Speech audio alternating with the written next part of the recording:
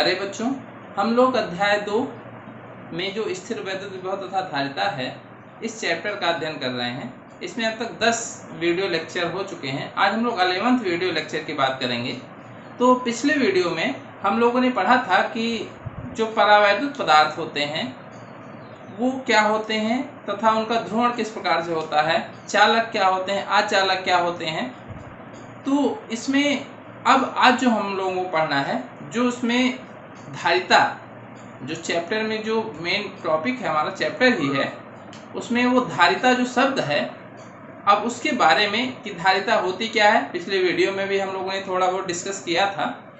आज हम लोग धारिता को पढ़ेंगे। तो धारिता किस चीज़ की होती है अर्थात धारिता है क्या। तो ये धारिता जो होती है ये संधारित्र की होती है। ठीक है, तो संधारित्र क्या है और धारिता क्या है, ये दोनों चीज़ों के बारे में आज हम लोग इस वीडियो में पढ़ेंगे।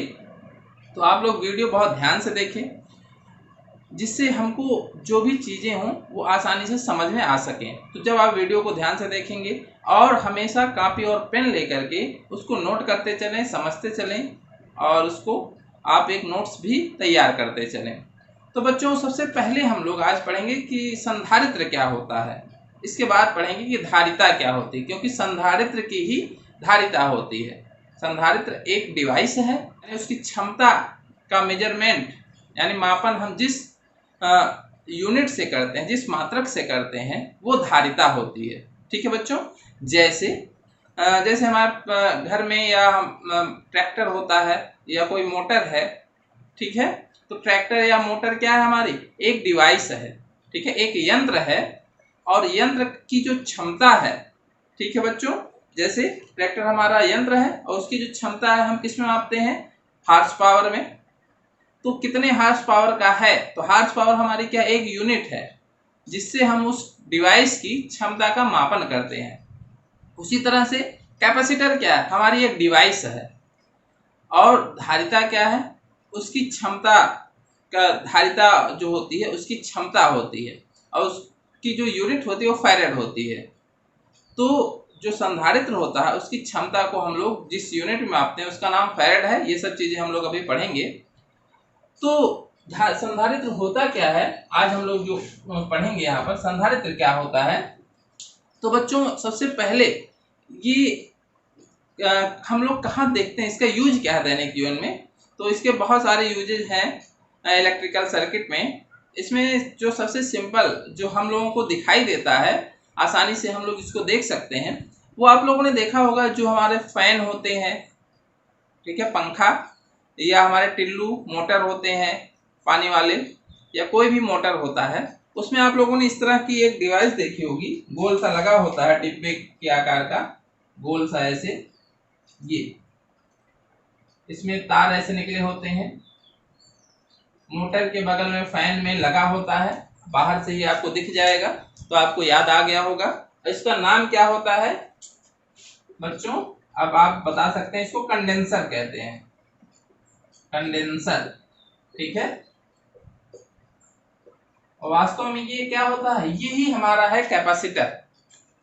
यही हमारा क्या है, कैपेसिटर। उसको कंडेंसर भी कहा जाता है, जिसको हिंदी में क्या हम लोग कहते हैं, संधारित्र कहते हैं। तो ये संधारित्र होता है, कैपेसिटर होता है। इसके और सारे यूजेज हैं, यहाँ जो हमारा मेन यूज है इसमें उसकी बात हम लोग करेंगे। तो संधारित्र होता क्या है और इसका काम क्या होता है फैन में, तो सबसे आसानी से हम यहाँ इससे उसको समझ सकते हैं। तो वास्तव में ये संधारित्र क्या करता है, संधारित्र जब हम फैन को चलाते हैं बच्चों, जब किसी चीज को स्टार्ट किया जाता है, 11th में भी हम लोग पढ़ चुके हैं, तो उसको चलाने में सबसे ज्यादा वर्क करना पड़ता है। या हमारी कोई इलेक्ट्रिकल डिवाइस है तो सबसे ज्यादा करंट की आवश्यकता उसे कब होती है, जब उसको स्टार्ट करना हो, वो चाहे मोटर हो चाहे हमारा फैन हो, तो उसको एक समय स्टार्ट करते समय बहुत हाई करंट की जरूरत होती है। जैसे हमारी डिवाइस हो 10 एम्पियर, 15 एम्पियर, 20 एम्पियर तक करंट हमको उसकी आवश्यकता होती है। तो वो करंट, चूंकि हमारे जो सर्किट होती है घरेलू जो हमारी सर्किट होती है, उसमें अधिकतम 5 एम्पियर तक करंट आता है। तो हमको अगर 15 एम्पियर 20 एम्पियर करंट चाहिए होती है, तो वो करंट कहाँ से आती है, और बस थोड़ी देर के लिए, एक बार स्टार्ट करने के लिए केवल इतनी करंट चाहिए, बाद में नहीं चाहिए। एक बार वो चालू हो जाती है तो हमको बहुत कम करंट, 1 एम्पियर 2 एम्पियर में ही काम चल जाता है। ठीक है बच्चों, तो वो हाई करंट हमको कौन देता है, तो वो हाई करंट देने का काम कौन करता है, एक कंडेंसर करता है या कैपेसिटर करता है। आप लोगों ने भी अनुभव किया होगा, जैसे हम साइकिल चलाते हैं, साइकिल चलाने में जब साइकिल को शुरुआत में चलाना होता है, अर्थात वो साइकिल जब स्थिर होती है, एक बार जब उसको मोशन में लाना हो, गति में लाना हो, तो हमको क्या करना पड़ता है, खूब ज़्यादा बल लगाना पड़ता है एक बार, और एक बार वो साइकिल जब चल जाती है तो वहाँ पर स्टैटिक फ्रिक्शन होता है। 11th क्लास में आप लोगों ने पढ़ा होगा, फ्रिक्शन में 2 प्रकार के होते हैं, एक स्थैतिक होता है और एक गतिज होता है। तो जो ये स्टैटिक फ्रिक्शन होता है, इसको ये ज्यादा होता है, तो इसको दूर करने के लिए हमको एक बार ज्यादा काम करना पड़ता है, और एक बार वो चल जाती है साइकिल तो हम कम बल में ही उसको आसानी से चलाते रहते हैं। तो इलेक्ट्रिकल डिवाइसेज में हमको वो स्टैटिक फ्रिक्शन को दूर करने के लिए जो हाई करंट एक बार चाहिए होती है, वो कौन प्रदान करता है, वो हमारा कंडेंसर प्रदान करता है बच्चों। ये डिवाइस जो होती है ये प्रदान करती है, और इसके बाद वो चलता रहता है। तो अगर हमारा कंडेंसर खराब हो जाता है, पंखा नहीं चल रहा, तो आप एक बार उसको घुमा देंगे तो एक बार जब वो चल जाएगा तो फिर चलता रहेगा। ठीक है बच्चों, तो ये हमारा कंडेंसर होता है।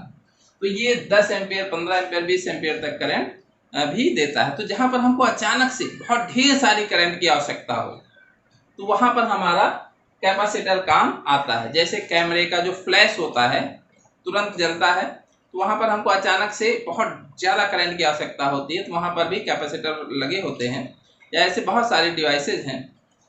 तो यहाँ पर अब ये क्या करता है, कंडेंसर की विशेषता क्या है, ये अब आपको समझ में आ गया। ठीक है बच्चों, तो ये कैसे देता है इतनी करंट, इसके बारे में थोड़ा सा समझ लेते हैं। तो ये क्या करता है, ये चार्ज को स्टोर करके रखता है। ये क्या करता है, आवेश का संग्रहण करके रखता है। आवेश इसमें इकट्ठा रहते हैं, आवेश का क्या करता है, ये संग्रहण करता है, पहली चीज। दूसरी चीज इसकी एक बहुत स्पेशल क्वालिटी होती है कि इसके भीतर जो आंतरिक प्रतिरोध होता है वो ना के बराबर होता है, यानी कुछ नहीं होता है।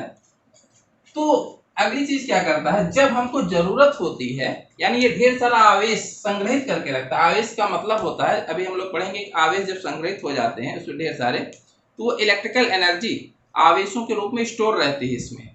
ठीक है, और वही इलेक्ट्रिकल एनर्जी वो दे देता है जब किसी डिवाइस को चालू करना होता है। ठीक, तो आवेश को संग्रहित करके रखता है, और जब हमको जरूरत हो तब सारा का सारा आवेश तुरंत दे देता है। यानी जितनी भी एनर्जी, आवेश संग्रहण का मतलब क्या है, ये वैद्युत ऊर्जा स्टोर करके रखता है। वैद्युत ऊर्जा आवेश के रूप में क्या स्टोर होती है, इलेक्ट्रिकल एनर्जी स्टोर होती है। और जब हमको जरूरत होती है, अर्थात जब हम फैन चलने वाला होता है, चलाने के लिए जो हाई करंट होती है, ये सारा का सारा चार्ज ये तुरंत प्रदान कर देता है। संपूर्ण आवेश जितना भी इसके पास रहता है ये तुरंत दे देता है, जिसके कारण ये ढेर सारी, जैसे 10 एम्पियर या 15 एम्पियर या 20 एम्पियर, ये सब करंट हमको जितने भी करंट की आवश्यकता होती है उसी हिसाब से ये हमारा कंडेंसर बड़ा या छोटा कैपेसिटी का लगाया जाता है। ठीक है बच्चों, तो ये संपूर्ण आवेश तुरंत प्रदान कर देता है, फिर ये चार्ज हो जाता है, फिर दोबारा जब जरूरत होती है फिर हमको ये देता है। लेकिन इसकी क्वालिटी जो होती है कि जितना भी चार्ज है ये तुरंत ही सर्किट में ये या उस डिवाइस को प्रदान कर देता है, जिससे हमारी करंट बहुत हाई बन जाती है, और वो एक बार वो पंखा चल जाता है, इसके बाद वो धीरे धीरे अपना कम करंट में ही चलता रहता है। तो ये इसका काम होता है कंडेंसर का बच्चों। तो अब आपको समझ में आ गया होगा। इसी तरह से एक वैद्युत ऊर्जा स्टोरेज, तो ये कौन सी डिवाइस हो गई, ये वैद्युत ऊर्जा स्टोर करने वाली डिवाइस है। ठीक, इसी तरह से आपको जो वैद्युत ऊर्जा स्टोर करने वाली एक और डिवाइस याद आ रही होगी, जिसका नाम है बैटरी। दोनों में अंतर कुछ होता है। बैटरी आप लोगों ने देखा होगा, बैटरी में भी क्या होता है, विद्युत ऊर्जा का स्टोर होता है। बैटरी चार्ज हो जाती है, चार्ज करने में मतलब क्या होता है, चार्ज यानी उसको आवेश हम दे देते हैं, बहुत सारे आवेश भरे होते हैं। लेकिन बैटरी क्या करती है, बैटरी में इंटरनल रेजिस्टेंस पाया जाता है, आगे हम लोग पढ़ेंगे। तो ये थोड़ी थोड़ी करंट करके, यानी जितनी भी इलेक्ट्रिकल एनर्जी ये भी क्या करती है, वैद्युत ऊर्जा स्टोर करती है, वैद्युत ऊर्जा का संग्रहण करती है। किस रूप में, आवेश के रूप में। ठीक है, दोनों का सेम है काम। लेकिन बैटरी क्या करती है, यानी एक नियमित मात्रा में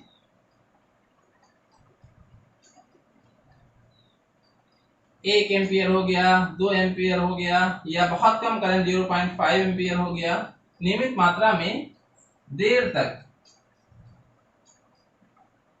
विद्युत धारा प्रदान करती है। तो आप लोगों ने देखा होगा बैटरी जो होती है वो धीरे धीरे एक स्टेडी करंट बहुत देर तक हमको देती रहती है। तो दोनों का अलग अलग काम है।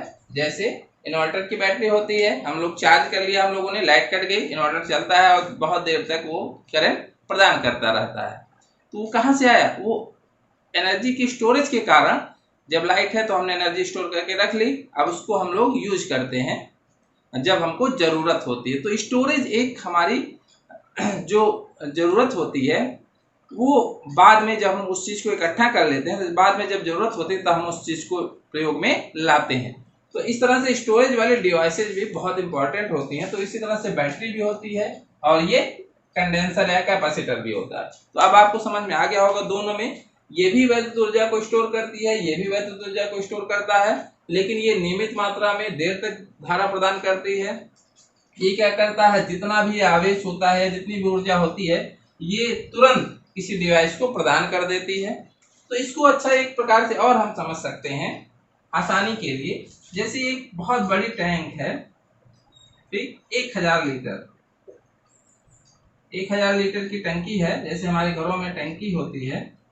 अब इस टैंक से पानी निकलता है, नीचे नल, टैप लगे होते हैं, नल लगे होते हैं, ठीक है बच्चों, यहाँ से नल लगे होते हैं जो क्या देते हैं, पानी देते हैं। अब इस टैप से अब हमको अगर पानी चाहिए होता तो हम यहाँ नल को ओपन कर देते हैं और ये पानी इसमें भर जाता है, ठीक। लेकिन ये पानी भरने की एक लिमिट है, पानी धीरे धीरे गिरता है इस टैप से, अर्थात इस नल से या टोटी से पानी धीरे धीरे गिरता रहता है। अब एक बाल्टी भरने में कितना समय लगा, मान लेते हैं 1 मिनट लग गया, एक बाल्टी भरने में 1 मिनट लगा, तो 1 मिनट में ही ये पानी देगा। कितना, 1 बाल्टी पानी 1 मिनट में देगा, इसकी एक लिमिट है। भले ही ये टैंक हमारा 1000 लीटर का है, लेकिन ये पानी 1 मिनट में ही 1 बाल्टी पानी देगा। तो अगर हमको 1 सेकंड में 1 बाल्टी पानी चाहिए, 1 सेकंड में 1 बाल्टी पानी चाहिए, ठीक है बच्चों, तो हम क्या करते हैं, ये जो, अब ये बीच में एक डिवाइस लगा देते हैं, सब कुछ सिस्टम वही है। अब ये डिवाइस अर्थात ये जो बाल्टी है इसको हम भर के रखे रहेंगे। अब ये नल तो 1 सेकंड में 1 बाल्टी पानी दे नहीं सकता है, ये तो 1 मिनट में ही देगा। तो हम ये डिवाइस लगा देते हैं, ये जो बाल्टी है हमारी, ये एक डिवाइस समझो, तो ये भर के रखी रहती है। अब जैसे ही हमको 1 सेकंड में 1 बाल्टी पानी चाहिए, इस बाल्टी को क्या करते हैं, हम पलट देते हैं। अब जब बाल्टी को पलट देते हैं, चूंकि ये पहले से ही भरी हुई है, बाल्टी को हमने पलट दिया, पलट करके फिर क्या किया, 1 सेकंड में अब हमको 1 बाल्टी पानी मिल गया, ज्यादा जरूरत थी। फिर बाल्टी को रखते हैं, थोड़ी देर में बाल्टी भर जाती है, फिर 1 बाल्टी पानी वो दे देगा 1 सेकंड में। तो ये सिस्टम, तो ये जो हमारा बीच में डिवाइस लगी है, इसी, यही क्या करता है, कैपेसिटर का काम करता है, ठीक है बच्चों। अब आशा है कि आप लोग समझ गए होंगे कि कैपेसिटर होता क्या है, ठीक है, अर्थात संधारित्र होता क्या है। तो संधारित्र हमारा एक इलेक्ट्रिकल एनर्जी स्टोर करने की डिवाइस है, जो ऊर्जा को स्टोर करती है। किस रूप में करती है, वैद्युत आवेशों के रूप में स्टोर करती है। ये 2 चीजें आपको ध्यान रखनी है कि आवेशों के रूप में ये वैद्युत ऊर्जा का संग्रहण करती है, ठीक है बच्चों। अब हम क्या चाहते हैं, जैसे हमारे पास जो भी डिवाइसेज हैं, हम चाहते हैं कि उसका आकार छोटा से छोटा हो, ठीक है, जो भी डिवाइस है वो चाहे जो हो, और काम ज़्यादा से ज़्यादा करे। हम जैसे हमारे पास मोबाइल होती है या जो भी चीज़ें होती हैं, पहले बड़ी बड़ी मोबाइल आती थी, अब देखते हैं हम लोग छोटे होते जा रहे हैं, अर्थात यानी स्लिम होते जा रहे हैं, छोटे का मतलब है, और काम ज़्यादा से ज़्यादा कर रहे हैं, ठीक है। तो इसी तरह से संधारित्र भी क्या चाहते हैं हम लोग कि जो संधारित्र हो हमारा वो आकार में छोटा हो लेकिन ज्यादा से ज्यादा इलेक्ट्रिकल एनर्जी स्टोर कर सके। ठीक है बच्चों, तो इस तरह से उसकी स्टोरेज हम किस प्रकार से बढ़ा सकते हैं, ये सब चीजें हम लोग पढ़ेंगे। अब संधारित्र की जो क्षमता है उसको हम मेजर कैसे करते हैं, तो संधारित्र की क्षमता को मेजर करने के लिए अर्थात क्षमता को हम इसकी धारिता से व्यक्त करते हैं, यानी इसकी धारिता होती है। हर एक संधारित्र क्या एक डिवाइस है, यंत्र है, ठीक है, इसकी धारिता होती है। तो ये धारिता क्या होती है, ठीक है बच्चों, तो धारिता क्या होती है, किसी यंत्र की अर्थात संधारित्र की आवेश को धारण करने की क्षमता ही क्या कहलाती है, धारिता कहलाती है। संधारित्र जो हमारा कैपेसिटर है, तो शुरुआत में हम लोग कंडक्टर यानी चालक पदार्थ, तो आवेश कौन स्टोर करता है, वो चालक पदार्थ ही स्टोर करता है। तो चालक पदार्थ से पहले तो हम चालक पदार्थ पे आवेश संग्रहण पढ़ेंगे, फिर उस चालक, तो अब आवेश को ज्यादा स्टोर करना है तो फिर चालक से ही हम क्या बनाते हैं, संधारित्र बनाते हैं। एक से अधिक चालक लगा देते हैं, बगल में एक चालक और रख देते हैं, दो प्लेटें हो जाती हैं। एक प्लेट है उसके बगल में एक प्लेट और रख देते हैं, तो दो प्लेटें हो जाती हैं। तो ये जो दोनों प्लेटों का ये जो कॉम्बिनेशन है वही क्या बनता है, संधारित्र बनता है। तो वो चाहे चालक पदार्थ हो चाहे संधारित्र हो, दोनों के लिए हम लोग जो आवेश संग्रहण की क्षमता है उसको किस में मापते हैं, धारिता में मापते हैं। तो बच्चों अब हम लोग पढ़ेंगे धारिता क्या होती है, ठीक है। इसके बाद फिर हम लोग धारिता के बाद समांतर प्लेट संधारित्र है जो हमारे कोर्स में है उसको पढ़ेंगे। तो ये चीज इसके इंट्रोडक्शन में थी, तो यहाँ अभी कोई बहुत चीज नोट करने वाली नहीं है, हम जब जो चीज नोट करने वाली होगी आपको बता देंगे। तो अब हम लोग पढ़ेंगे धारिता। तो बच्चों अब हम लोग पढ़ेंगे धारिता, ठीक है। तो धारिता क्या होती है अभी हम लोगों ने पढ़ा, तो किसी चालक या संधारित्र के आवेश को धारण करने की क्षमता ही उसकी धारिता कहलाती है, ठीक है बच्चों। तो जैसे कोई भी डिवाइस होती है सबकी एक लिमिट होती है, ठीक है। तो वो जो मैक्सिमम कैपेसिटी होती है चार्ज को होल्ड करने की अर्थात चार्ज को रखने की, वही क्या कहलाती है, धारिता कहलाती है। और इसे हम लोग C से प्रदर्शित करते हैं, ठीक है। तो कोई भी चालक पदार्थ होता है जब हम उसको आवेश देते हैं, ठीक है, तो जैसे ये हमारा एक चालक है, ये गोलीय चालक हमने बना दिया, ये हमारा क्या है, अभी संधारित्र की बात नहीं कर रहे, चालक से ही, चालक पे आवेश, सिंपल जो चालक होता है हमारा, कोई भी वो चाहे जिस भी चालक, लोहा हो या जो भी पदार्थ हो, वो जो चालक पदार्थ होता है सिंगल अगर रहता है तो उस पर जो चार्ज को होल्ड करने की कैपेसिटी होती है वो बहुत कम होती है। तो फिर चालक से ही हम लोग उसका थोड़ा सा एडवांस यानी उसको संशोधित करके संधारित्र बना देते हैं, और जिससे उसकी चार्ज को स्टोर करने की कैपेसिटी बढ़ जाती है। तो चालक से ही क्या बनता है बच्चों, संधारित्र बनता है। अब दोनों में अंतर समझ गए होंगे आप। तो अभी हम लोग सिंपल बात कर रहे हैं चालक की। तो ये जो चालक पदार्थ होता है, अब इसको हम चार्ज देते हैं यानी इसको चार्ज करते हैं।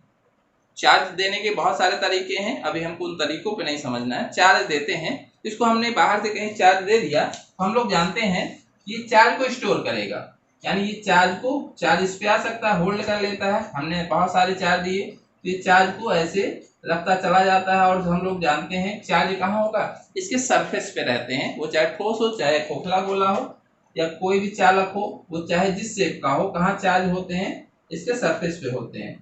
तो हम इसको आवेश देते हैं तो आवेश कहाँ चला जाता है, इसके सरफेस पे स्टोर होता रहता है, इसके सरफेस पे स्टोर होता रहता है, ठीक है बच्चों। ये स्टोर हो गया इसके सरफेस पे। तो हम इसको कितना चार्ज इस पे स्टोर कर सकते हैं, तो कोई ना कोई लिमिट होगी, वो लिमिट क्यों होती है वो भी हम लोग डिस्कस करेंगे। तो इस पे कितना चार्ज हम स्टोर कर सकते हैं, ठीक, मैक्सिमम अधिकतम कितना चार्ज स्टोर कर सकते हैं, तो वही उसकी क्या कहलाती है, धारिता। तो इसमें लिमिट कैसे आती है, यानी अधिकतम इस पे जो चार्ज स्टोरेज है वो कैसे हम जान पाएंगे कि इस पे इतना ही चार्ज हम स्टोर कर सकते हैं, बाकी इसके बाद हम इससे ज्यादा चार्ज स्टोर नहीं कर सकते हैं, ठीक है बच्चों। तो सिंपल सी चीज है, जैसे हमारे पास कोई बाल्टी है, ठीक है, ये बाल्टी है हमारे पास। तो बाल्टी में हम लोग जानते हैं कि 10 लीटर पानी आ सकता है, मान लेते हैं बाल्टी में, इस बाल्टी में जो हमारे पास है। आपके पास ज्यादा बड़ी बाल्टी हो तो 15 लीटर वाली लिख सकते हैं, ठीक है। तो इसमें 10 लीटर पानी आ सकता है, तो हमने पानी भर दिया, ये इसमें 10 लीटर पानी भर दिया। तो हमने कहा इसमें आप 50 लीटर पानी भर दो, ठीक। यानी इस बाल्टी में हमने कहा 50 लीटर पानी भरना है, तो क्या आप भर लेंगे? नहीं भर पाएंगे। 50 लीटर पानी भरने के लिए क्या करना पड़ेगा?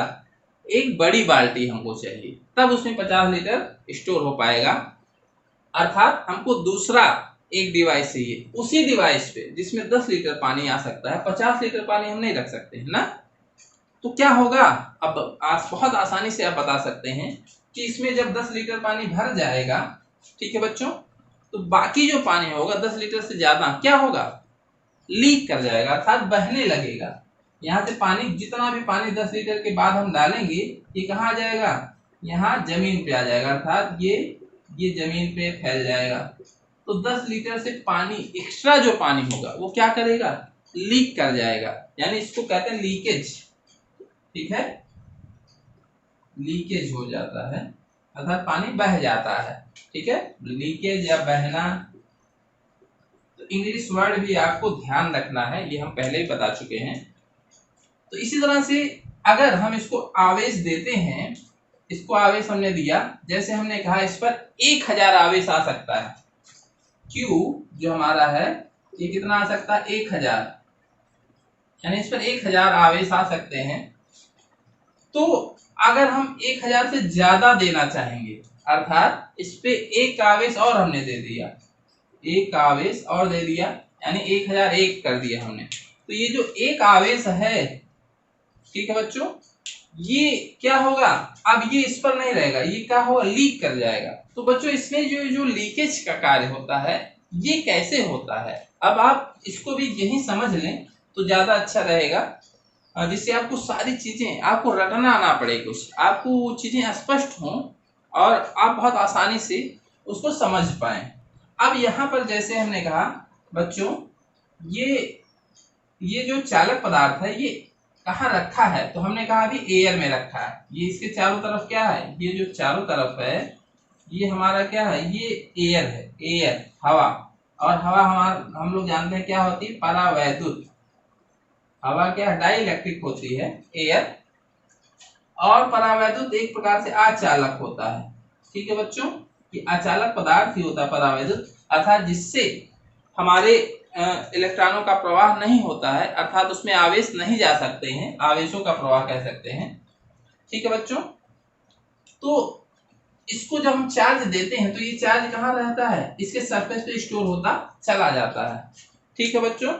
लेकिन ये अब चार्ज जो है, इसकी जो प्रॉपर्टी होती है, ये सब हम लोग पढ़ चुके हैं। तो जैसे जैसे इसको हम चार्ज देंगे बच्चों, तो चार्ज इस पे, ये धन आवेश इकट्ठा होते चले जाते हैं, और धन आवेश हम लोग जानते हैं कि जहां धन आवेश होंगे वो क्या बनाएंगे? एक इलेक्ट्रिक पोटेंशियल बनाते हैं, ठीक है। जो आवेश होता है, धन आवेश, ये क्या बनाता है? हर एक आवेश क्या बनाता है? वैद्युत विभव बनाता है, ठीक है बच्चों।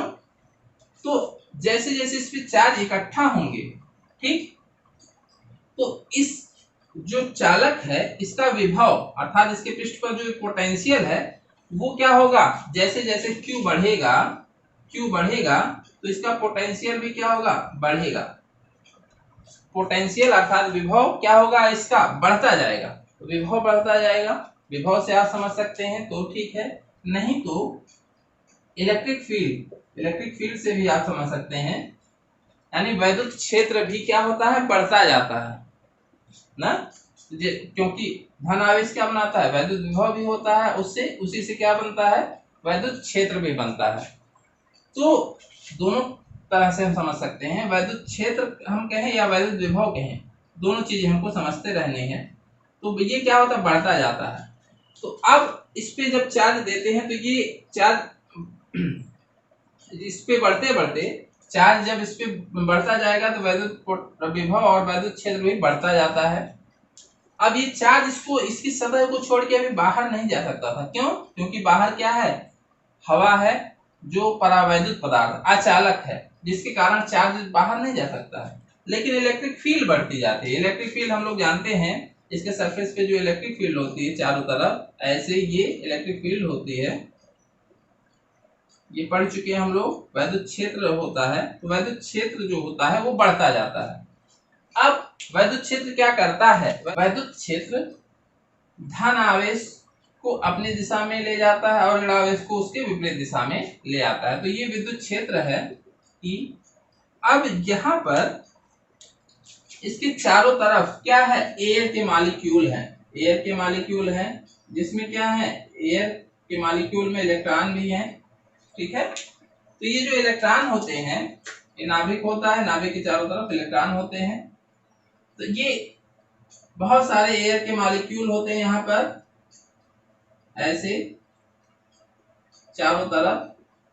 तो जब इलेक्ट्रिक फील्ड बहुत अधिक हो जाता है, ये वाले इलेक्ट्रिक फील्ड इतनी स्ट्रांग हो जाती है, तो इलेक्ट्रिक फील्ड क्या करती है? एयर की, अब चूंकि इलेक्ट्रिक फील्ड किधर लग रहा है? इधर, ये इलेक्ट्रॉन किधर आते हैं? इधर। या सीधे सीधे हम समझ सकते हैं कि जो धनावेश होता है इतना ज्यादा स्ट्रांग हो जाता है धनावेश, तो एयर के मॉलिक्यूल से क्या करता है? ये इलेक्ट्रॉनों को सीधे सीधे ऐसे समझ सकते हैं खींचने लगता है, क्योंकि ये प्लस होते हैं, ये इलेक्ट्रॉन क्या होते हैं? नेगेटिव होते हैं। तो शुरुआत में ये इतना स्ट्रांग नहीं थे, प्लस कम था, तो एयर के न्यूक्लियस और इनके बीच लगने वाले, जो इलेक्ट्रॉनों के बीच लगने वाला वैद्युत आकर्षण बल ज्यादा था, तो ये इलेक्ट्रॉन इस प्लस से प्रभावित नहीं हो रहे थे, यानी इस धनावेश से प्रभावित नहीं हो रहे थे। लेकिन जब ये इतना स्ट्रांग हो जाता है, इस पर धनावेश इतने ज्यादा स्ट्रांग हो जाते हैं कि जैसे ही हमने 1000 चार्ज दिया तब तक कोई प्रभाव नहीं पड़ रहा था। Q इक्वल टू क्या था यहाँ पर? 1000। ठीक है, लेकिन जैसे ही हमने 1000 प्लस 1 किया, 1000, तो Q जो था हमारा, Q 1000 हुआ, तो इससे हमारा पोटेंशियल भी क्या हो गया? 1000 हो गया।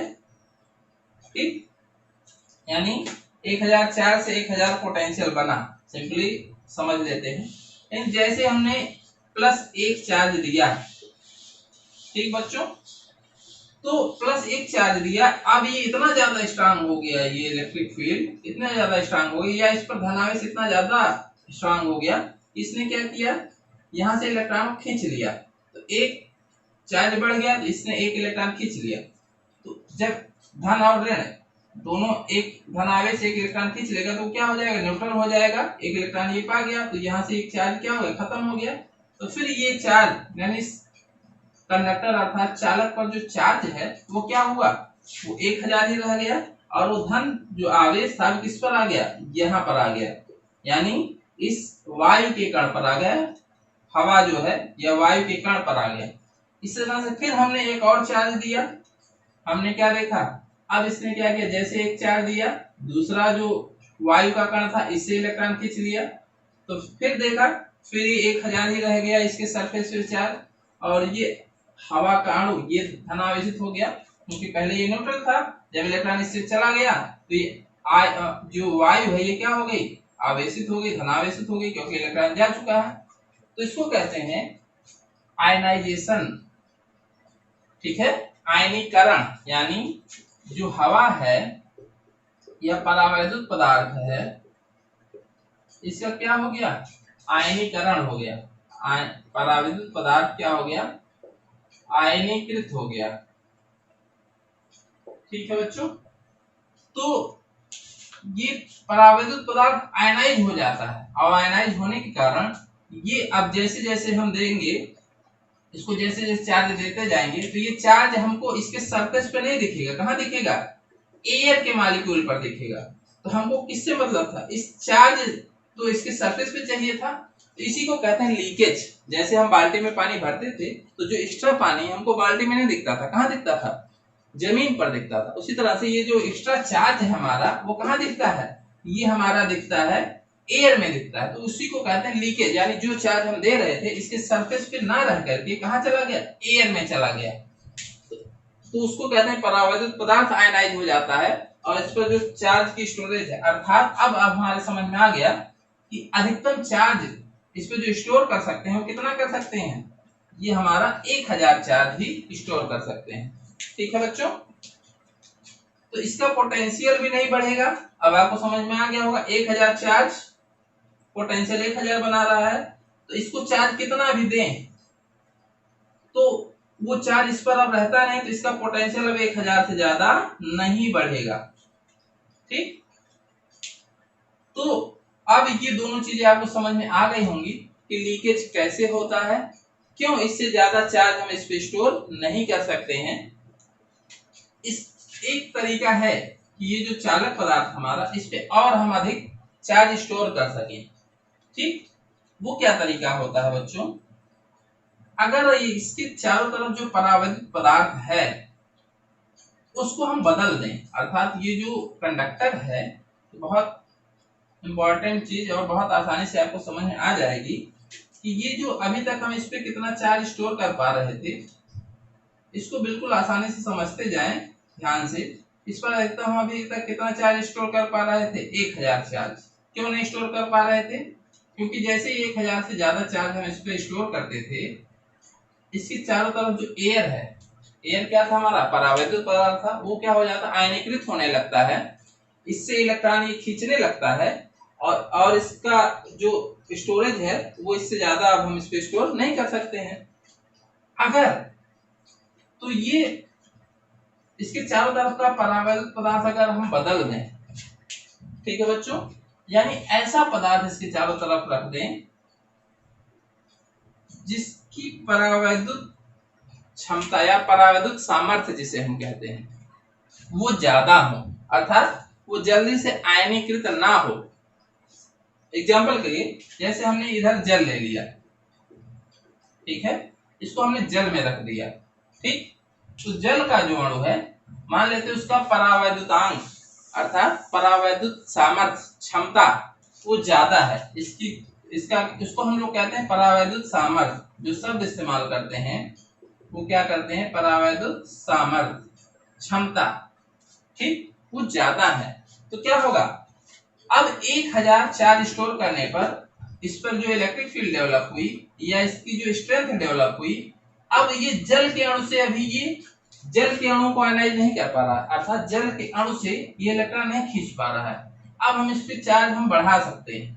क्यों नहीं खींच पा रहा था, क्योंकि ये इसके पहले क्यों नहीं खींच पा रहा था, क्योंकि ये वायु के अणुओं से इलेक्ट्रॉन खींच ले जा रहा था, अर्थात वायु को आयनीकृत कर दे रहा था। इतनी ज्यादा इलेक्ट्रिक फील्ड यहाँ डेवलप हो गई थी। ठीक है बच्चों, इलेक्ट्रिक फील्ड से समझते हैं क्योंकि इसी पर आधारित एक परिभाषा भी है। तो यहाँ पे इतनी ज्यादा इलेक्ट्रिक फील्ड बन गई कि ये वायु के अणु को आयनीकृत कर दे रहा था। लेकिन जब जल हमने इसे रख दिया इस कंडक्टर को, तो ये जो इलेक्ट्रिक फील्ड बनी, अब ये जल के अणु से इलेक्ट्रॉन नहीं निकाल पा रही है। तो क्या करेंगे, हम इस पर मान लेते हैं, हम इस पर अब 2000 चार्ज स्टोर कर दिया हमने, तब जाके, अर्थात इस पर और चार्ज हम स्टोर करते जाते हैं। यहाँ जगह की कमी नहीं है, जगह है, लेकिन आयनाइजेशन के कारण यहाँ स्टोर नहीं हो पा रहा था। तो इस पर हमने 2000 चार्ज स्टोर कर दिया, और चार्ज स्टोर कर सकते हैं। अब जब 2000 चार्ज हो गया, तब इसकी इलेक्ट्रिक फील्ड इतनी स्ट्रांग हुई कि ये जल के अणुओं से भी इलेक्ट्रॉन खींचने लगा। ठीक है, अर्थात जल के अणुओं का क्या हुआ, आयनाइजेशन होने लगा। जल भी हमारा क्या परावैद्युत पदार्थ है। तो अब इस पर, अब यहाँ बता सकते हैं बच्चों कि अब इसकी धारिता क्या हो गई, बढ़ गई, अर्थात परावैद्युत पदार्थ हमने बदल दिया, इसके चारों तरफ का धारिता बढ़ गई। पहले ये क्या था, 1000 चार्ज स्टोर कर सकता था, अब ये कितना कर सकता है, 2000 चार्ज। कैसे किया हमने, कुछ नहीं किया, कंडक्टर भी हमने नहीं बदला, केवल उसके चारों तरफ का परावैद्युत पदार्थ बदल दिया।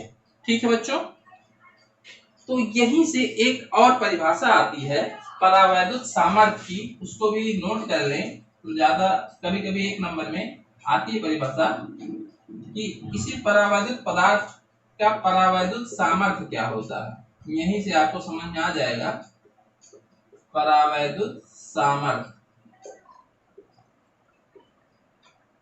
ठीक, अब किस परावैद्युत सामर्थ्य किसकी होती है, किसी परावैद्युत पदार्थ की होती है।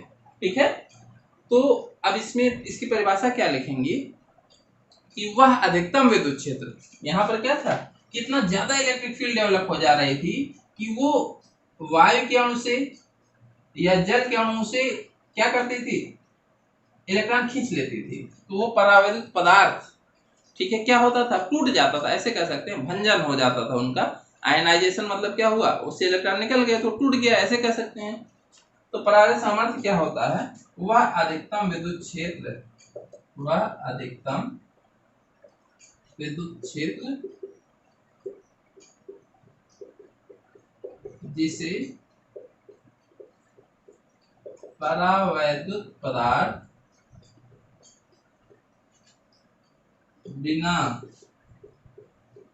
भंजन के सहन कर सकता है,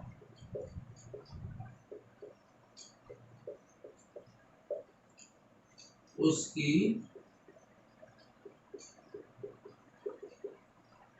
परावैद्युत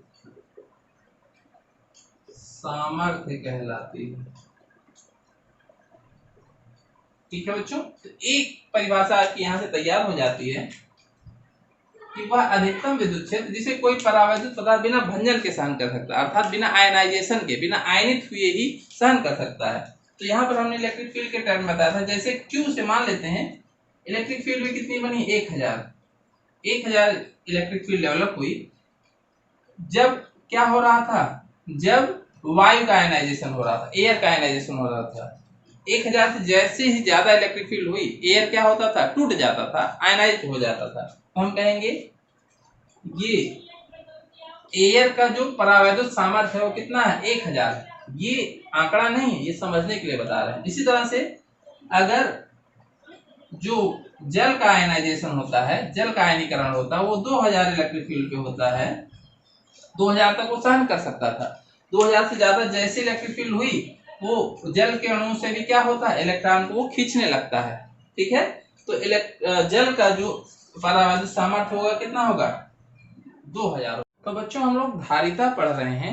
तो अभी हमने पढ़ा कि आवेश को, किसी चालक या संधारित्र के आवेश को धारण करने की जो क्षमता होती है उसी को धारिता कहते हैं। तो अब हम यहाँ पर एक गोलीय चालक बना लेते हैं। चालक किसी भी शेप का हो सकता है, हमारा गोली हो या हमारा आयताकार हो। तो अभी हमने यहाँ पर एक गोलीय चालक बना लिया, इसको हम आवेश देते हैं तो इसकी एक लिमिट होगी आवेश देने की। ठीक, तो आवेश देने से क्या होता है, जैसे इसको हम आवेश देते जाते हैं तो हम लोग जानते हैं जैसे जैसे आवेश देंगे तो आवेश देने से क्या होता है, इसका विभव भी बढ़ता जाता है इस चालक का। ठीक है बच्चों, तो इस चालक का जो विभव होता है वो किस पे डिपेंड करता है, इसको दिए गए आवेश, जितना ज्यादा आवेश उसका विभव उतना ज्यादा बढ़ जाएगा। तो यहाँ पर V जो निर्भर करता है, विभव जो होता है इस चालक का किस पे निर्भर करता है, दिए गए आवेश पे निर्भर करता है। अर्थात इसका विभव बढ़ेगा, कब बढ़ेगा, जब इसको आवेश हम देंगे। तो Q प्रोपोर्शनल V, अर्थात इस दिए गए चालक का विभव इसको दिए गए आवेश के समानुपाती होता है। चालक का विभव दिए गए आवेश के अनुक्रमानुपाती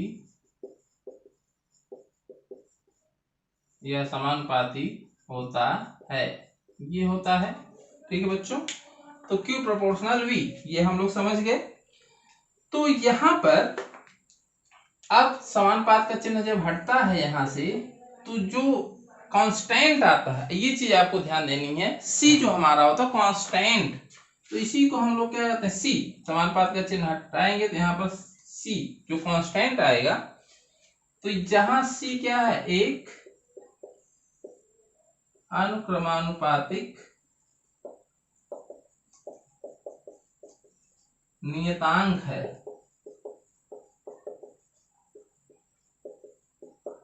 जिसे चालक की धारिता कहते हैं बच्चों, धारिता कहते हैं। समझ गए, तो C क्या है, यहाँ पर एक अनुक्रमानुपातिक नियतांक है जिसे चालक की धारिता कहते हैं। तो अब C क्या हो गया, नियतांक है। ये चीज आपको बहुत ध्यान से समझनी है कि किसी चालक के लिए जो उसकी धारिता होती है वो एक कांस्टेंट राशि होती है, कांस्टेंट होती है। तो C इक्वल टू हमारा क्या होगा, Q बाई V। यहां से जो निकल के आया इसका फार्मूला जो हो गया वो क्या हो गया, C equal to Q by V। ठीक है बच्चों, तो यहां से अब ये इसका फार्मूला हो गया। अब इसका जो मात्रक होगा, इसका मात्रक भी लिख लेते हैं। फार्मूला अगर इसका मिल गया हमको तो मात्रक, अब यहाँ Q का मात्रक Q आवेश है तो इसका मात्रक कूलाम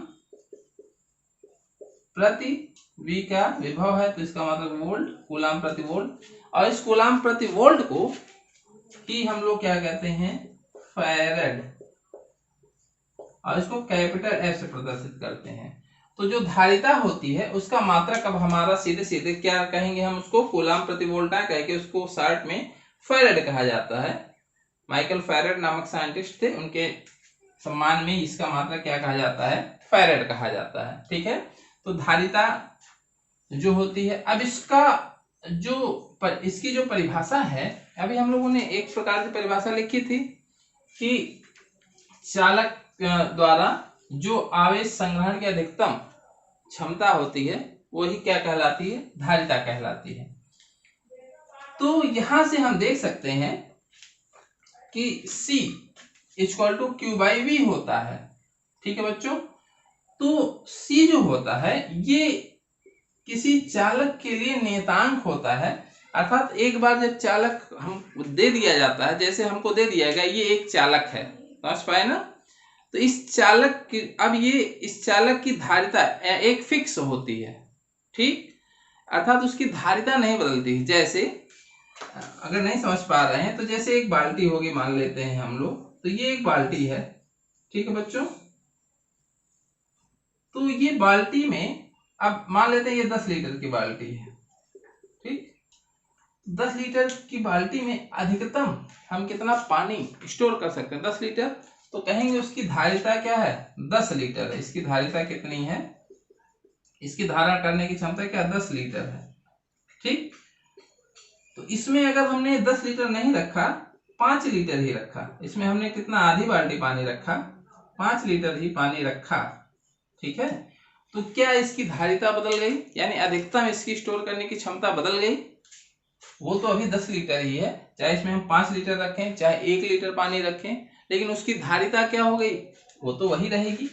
ये तब बदलेगा जब ये बर्तन बदल जाए, अर्थात अगर हम इससे छोटा कोई छोटी बाल्टी ले लें या ले लें तो इसकी धारिता, अगर इसमें अधिकतम 5 लीटर पानी आ सकता है तो इसकी धारिता 5 लीटर हो गई। अर्थात ये तभी बदलेगा जब यही बदल जाए। तो अगर वो कंडक्टर नहीं बदल रहा है, चालक नहीं बदल रहा, संधारित्र नहीं बदल रहा है, तो उसकी धारिता भी क्या होगी, नहीं बदलेगी। अब आपको फार्मूले से लग रहा होगा कि ये धारिता जो है Q पे डिपेंड करती है और V पे डिपेंड करती है, अर्थात Q बढ़ने से Q प्रोपोर्शनल, जैसे हम लोग अन्य फार्मूले में पढ़ते हैं, Q प्रोपोर्शनल C और Q इनवर्सली प्रोपोर्शनल V, अर्थात Q बढ़ेगा C बढ़ेगा और V बढ़ेगा तो C घटेगा। तो ये जो हमारा है ये देखने में लग रहा है लेकिन ऐसा होता नहीं है। ठीक है, अर्थात Q से V प्रभावित होता है लेकिन C नहीं होता है। जैसे एक संधारित्र है जिसकी धारिता मान लेते हैं 2 फैरेड है। ठीक है, संधारित्र है जिसकी धारिता 2 फैरेड है, तो अगर उसको हमने 4 कूलाम आवेश दिया, Q बराबर 4 कूलाम दिया, तो उसकी धारिता 2 फैरेड ही होनी है, C बराबर वो नहीं बदलना है। तो C बराबर Q बाई V से, तो अगर हमने इसको 4 कूलाम आवेश दिया, 4 दे दिया, Q बराबर 4 रखा, तो यहाँ 2 कब आएगा, जब V हमारा कितना हो जाए, V बराबर कितना हो जाएगा, 2 हो जाएगा, V बराबर 2, अर्थात उसका विभव कितना हो जाएगा, 2 वोल्ट रहेगा। यानी चालक का विभव, जब इसको 4 कूलाम आवेश देंगे तो इसका विभव जो है 2 वोल्ट हो जाएगा। अब देख सकते हैं इसकी धारिता कितनी है, 2 फैरेड है। अब अगर इसको हम 8 कूलाम आवेश दे दें, अभी अधिकतम की बात नहीं कर रहे हैं, अब दूसरा केस अगर हम इसकी दे दें 8 कूलाम आवेश, ठीक है, तो इसकी धारिता 2 ही फैरेड होनी है, धारिता नहीं बदलेगी।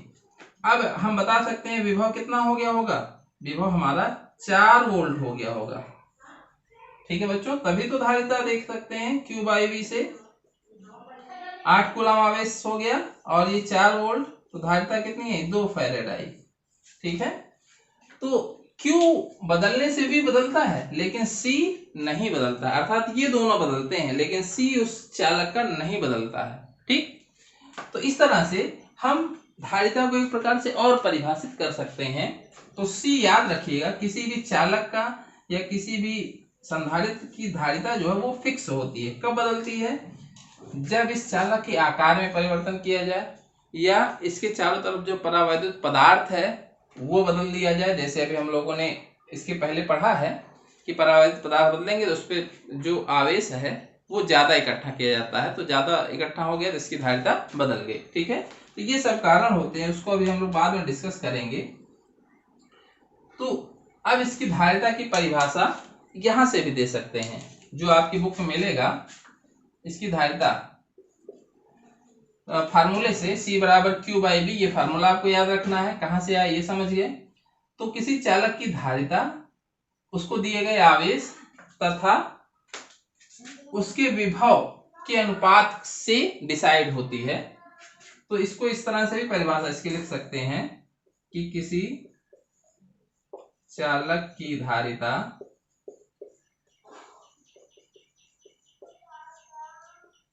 उसे दिए गए आवेश तथा उसके विभव में वृद्धि, यानी उतना आवेश देने से कितना विभव बढ़ गया, वृद्धि के अनुपात के बराबर होती है। तो ये चालक की धारिता की परिभाषा हो गई। धारिता को परिभाषित कर सकते हैं, तो इसको जो पहले हम लोगों ने परिभाषा लिखी थी वो भी सही है अगर धारिता की परिभाषा लिखने के लिए आती है। ये परिभाषा भी सही है। C Q/V के अनुपात को ही क्या कहते हैं? चालक की धारिता कहते हैं। तो ये परिभाषा भी आप लोग नोट कर लें। तो हमको जो परिभाषा लिखने के लिए आती है वो धारिता की ही लिखने के लिए आती है, तो इसको आप लोग नोट कर लें। मात्रक होता है वो क्या होता है? फैरेड होता है, फैरेड। ठीक है, तो अगर इसकी मात्रक को परिभाषित किया जाए तो एक फैरेड किसके बराबर होगा, अर्थात एक फैरेड हम किसे कहेंगे, एक फैरेड क्या होता है। ठीक, तो किसी भी मात्रा की एक इकाई होती है, जैसे 1 किलोग्राम क्या होता है, 1 मीटर क्या होता है, उसी तरह से एक फैरेड भी होता है। तो एक फैरेड को अगर हम परिभाषित करें तो भी ले सकते हैं। तो आप लोग पहले इसको नोट कर लें, फिर हम लोग देखते हैं एक फैरेड क्या होता है।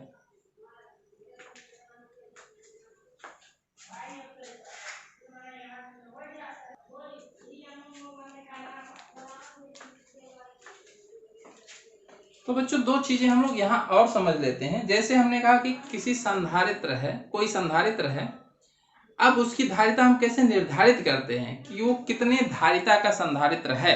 ठीक है बच्चों, तो इसको हम बहुत आसानी से यहाँ देख सकते हैं। तो C = Q/V लिखा गया है। तो यदि यहाँ पर V = 1 वोल्ट कर दें, ठीक है बच्चों, 1 वोल्ट कर दें तो C बराबर क्या हो जाएगा? Q। ठीक है, तो इसकी जो परिभाषा बनती है कि 1 वोल्ट विभव में वृद्धि करने के लिए चालक को दिया गया आवेश, चालक को दिया गया आवेश ही उसकी धारिता कहलाती है, धारिता कहलाती है। ठीक है बच्चों, अर्थात हमारे पास कई सारे संधारित्र हैं। ठीक है, जैसे ये हमारा एक संधारित्र हो गया, मान लेते हैं ये एक संधारित्र है या चालक है जिसे हम कहते हैं, ये दूसरा चालक है। तो अब दोनों की, अब इसको भी हम आवेश देते हैं, इसको भी आवेश देते हैं। ठीक है, अच्छा, आवेश देने से दो अलग अलग अगर हमारे पास चालक हैं तो उनको अगर समान आवेश दें, ठीक है, तो उनके विभव में कोई जरूरी नहीं कि समान वृद्धि हो। ठीक है बच्चों, तो इसको ऐसे समझ लेते हैं, जैसे हमारे पास दो बर्तन हैं, एक बर्तन हमारे पास ये और एक बर्तन हमारे पास ये है, ठीक है, ये अब इसमें हमको पानी डालना है, तो 1 लीटर पानी हमने डाला, 1 लीटर पानी, तो 1 लीटर पानी इस वाले बर्तन में यहां तक आ गया, ठीक है, और 1 लीटर पानी इस वाले बर्तन में यहीं तक आया। तो ये 1 लीटर जो पानी है ये हमारा है आवेश की तरह, ये आवेश की तरह है, ठीक है बच्चों। और इसकी जो हाइट है, हाइट h, ये हमारा है, यही विभव की तरह ट्रीट किया जाता है। हाइट को ही हम लोग क्या करते हैं, विभव की तरह ट्रीट करते हैं, समझ पाए। तो अब इसमें पानी की जो हाइट है आप देख सकते हैं, 1 लीटर पानी हमने इसमें भी डाला है, 1 लीटर इसमें भी डाला है, तो किसके विभव में ज्यादा वृद्धि हुई, हाइट किसकी ज्यादा बढ़ी, इसकी ज्यादा बढ़ गई, ठीक है। तो उतने ही पानी से इसका विभव बढ़ गया और उतने ही पानी से इसका विभव, यानी इसकी हाइट इतनी ही रही, ये हाइट। तो हाइट को किससे हम लेते हैं, विभव से। आप समझ गए होंगे। तो क्योंकि अब 1 लीटर पानी में लगभग ये भर गया, मान लेते हैं ये 1 लीटर का बर्तन ही था, अब इसमें 1 लीटर, अब 1 लीटर से ज्यादा जब पानी डालेंगे तो क्या आ जाए, बाहर आ जाएगा, यानी इसका विभव ज्यादा बढ़ गया है। इससे ज्यादा जब, जैसे ये दो हमारे पास चालक हैं तो हमने इस पर कम चार्ज दिया और इसका विभव कितना हो गया, 1 वोल्ट हो गया, यानी इसको 10 कूलाम चार्ज दिया तो इसका विभव 1 वोल्ट हो गया, इसको 10 कूलाम चार्ज दिया तो अभी इसका विभव कितना है, मात्र 0.1 वोल्ट बढ़ा है, समझ पाए ना। तो इसका विभव जो है, इसका विभव 0.1 वोल्ट है, इसका विभव 1 वोल्ट हो गया। तो 1 वोल्ट विभव होने के लिए इसको जो आवेश दिया जाता है वो कितना है, 10 कूलाम है, ठीक। तो इसकी धारिता हम क्या कहेंगे, यही तो हमने लिखा है, तो 1 वोल्ट विभव में वृद्धि करने के लिए चालक को दिया गया आवेश ही उसकी धारिता कहलाता है। तो 1 वोल्ट विभव में वृद्धि करने के लिए इसको कितना हमने आवेश दिया, 10 कूलाम, तो उसकी धारिता कितनी हो गई, इसकी 10 फैरेड हो गई, ठीक है। लेकिन इसमें इसको भी 10 कूलाम हमने दिया है, लेकिन इसका जो विभव है अभी 0.1 वोल्ट ही है, अर्थात अगर इसको हम 100 कूलाम आवेश दें, इसको बढ़ा करके हम कितना कर दें, 100 कूलाम, तब जाकर के इसका विभव कितना होगा, 1 वोल्ट होगा, समझ पाए, ठीक है बच्चों। तो इसकी धारिता कितनी हो जाएगी, इसकी धारिता कितनी हो जाएगी, 100 फैरेड, ठीक है।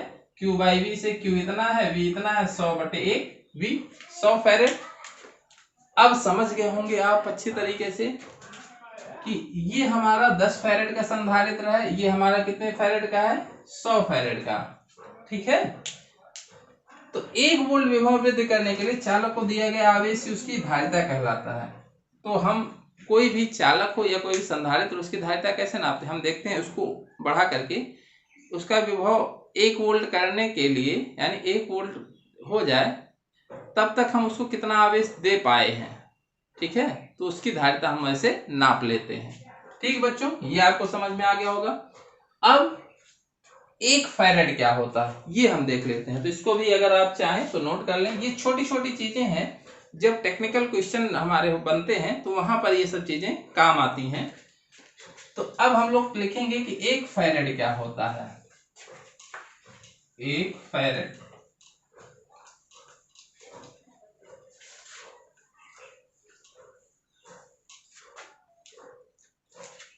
तो अभी हम लोगों ने लिखा C बराबर Q बाई V, यदि V बराबर 1 वोल्ट हो जाए और Q बराबर 1 कूलाम हो जाए, ठीक है, यहाँ पर दोनों 1 ले लिया, तो C बराबर क्या हो जाएगा, 1/1 फैरेड, अर्थात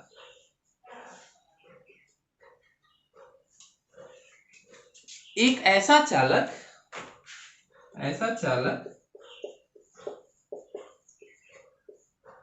जिसे 1 कूलाम आवेश देने पर उसके विभव में 1 वोल्ट की वृद्धि हो तो उसकी धारिता 1 फैरेड होगी। अर्थात एक ऐसा चालक हमारे पास हो जिसको 1 कूलाम दिया और उसका विभव 1 वोल्ट हो गया, तो उसकी धारिता को ही हम क्या कहेंगे, यानी वो कैसा संधारित्र होगा, 1 फैरेड धारिता वाला संधारित्र होगा। ठीक है बच्चों, तो इसको हम लोग 1 फैरेड कहते हैं। अब जो 1 फैरेड हमारी होती है ये थोड़ी बड़ी यूनिट होती है कि जो हम लोग डेली लाइफ में यूज करते हैं वो बहुत माइक्रो फैरेड में संधारित्र होते हैं। माइक्रो फैरेड में देखेंगे आप लोग, जो कंडेंसर हमने बताया उसमें देखेंगे तो उसमें माइक्रो फैरेड ऐसे लिखा होता है, 0.25 या 25 माइक्रो फैरेड या 35 माइक्रो फैरेड। तो इसके कुछ अन्य मात्रक जो प्रैक्टिकल मात्रक हैं, प्रैक्टिकल यूनिट जो हमारी हैं, जो हम लोग दैनिक जीवन में जो जिस धारिता का संधारित्र प्रयोग करते हैं, ये कौन कौन सी होती हैं। और जो आपके बुक में जो न्यूमेरिकल मिलेंगे उसमें भी फैरेड में संधारित्र की धारिता नहीं दी गई होगी, माइक्रो फैरेड में, पिको फैरेड में, नैनो फैरेड में, ये सब में दी गई होती है। तो इसको लिख देते हैं। तो 1 माइक्रो फैरेड कितने फैरेड के बराबर होता है, हमको लास्ट में फैरेड में ही बदलना सवाल लगाते समय, इसलिए जब भी सवाल आएगा तो वहां पे उसको फैरेड में बदलेंगे। तो 1 माइक्रो फैरेड जो होता है 10⁻6 फैरेड के बराबर, 1 नैनो फैरेड जो होता है 10⁻9 फैरेड के बराबर, और 1 पिको फैरेड जो होता है वो 10⁻12 फैरेड के बराबर। तो माइक्रो, नैनो, पिको, ये सब राशियां ये जो सब नोटेशन है इनका सबका एक ही मतलब होता है। माइक्रो मतलब 10⁻6, नैनो मतलब 10⁻9, पिको मतलब 10⁻12। ठीक है बच्चों, तो ये चीजें आप लोग नोट कर लें। तो आप लोग इसको नोट कर लें या स्क्रीनशॉट ले लें, बाद में अपनी कॉपी में नोट कर लेंगे। ठीक है बच्चों, तो इतनी चीजें हम लोग अब तक पढ़ चुके हैं कि धारिता क्या होती है, किसी चालक की या किसी संधारित्र की धारिता क्या होती है, उसको उस चालक की धारिता अर्थात उस पर जो आवेश होता है उसको कितनी मात्रा तक आवेश दिया जाता है, क्यों उससे अधिक आवेश नहीं दिया जा सकता है, क्योंकि परावैद्युत पदार्थ जो उसके चारों तरफ होता है उसका भंजन हो जाता है। धारिता क्या होती है उसकी परिभाषा हम लोगों ने पढ़ा। 1 फैरेड वाला संधारित्र किसे कहेंगे, जिसकी धारिता 1 फैरेड हो। ठीक है, या किसी संधारित्र की धारिता हम कैसे निकालते हैं, ये सब चीजें हम लोग पढ़ चुके हैं। तो बच्चों अब ये जो चालक है, चालक की धारिता की बात कर रहे थे। अब हम लोग किसी चालक पर ज्यादा से ज्यादा चार्ज स्टोर करना चाहते हैं, मतलब उसका आकार कम हो लेकिन हम उस पर ज्यादा चार्ज स्टोर कर पाए, यानी कम जगह घेरे और उस पर वो काम भी हमारा ज्यादा करे, यानी उसका बिना आकार बदले उस पे आवेश अर्थात विद्युत ऊर्जा जो स्टोर करनी है हमको, अर्थात आवेश ज्यादा से ज्यादा संग्रहित किया जा सके। तो इसीलिए हम क्या बनाते हैं, संधारित्र बनाते हैं। तो आपके बुक में जो परिभाषा मिलेगी संधारित्र की, कि एक ऐसा चालक होता है, एक ऐसा यंत्र है जिसके आकार को बिना बदले हम उस पर आवेश की पर्याप्त मात्रा संचित कर सकें, उसे वो क्या कहलाता है, संधारित्र कहलाता है। तो संधारित्र क्या होता है, इसे हम कैसे बनाते हैं, क्यों बनाते हैं, और किस प्रकार उसका बिना आकार बदले हम उसकी धारिता बदल सकते हैं, अर्थात उसकी आवेश संग्रहण की मात्रा को बदल सकते हैं, ये हम लोग अगले वीडियो में पढ़ेंगे। तो अगले वीडियो में हम लोग पढ़ेंगे संधारित्र, और जो हमारे कोर्स में है वो समांतर प्लेट संधारित्र है, पैरेलल प्लेट कैपेसिटर है। आज के वीडियो में बस इतना ही, मिलते हैं अगले वीडियो में, तब तक के लिए नमस्कार, थैंक यू।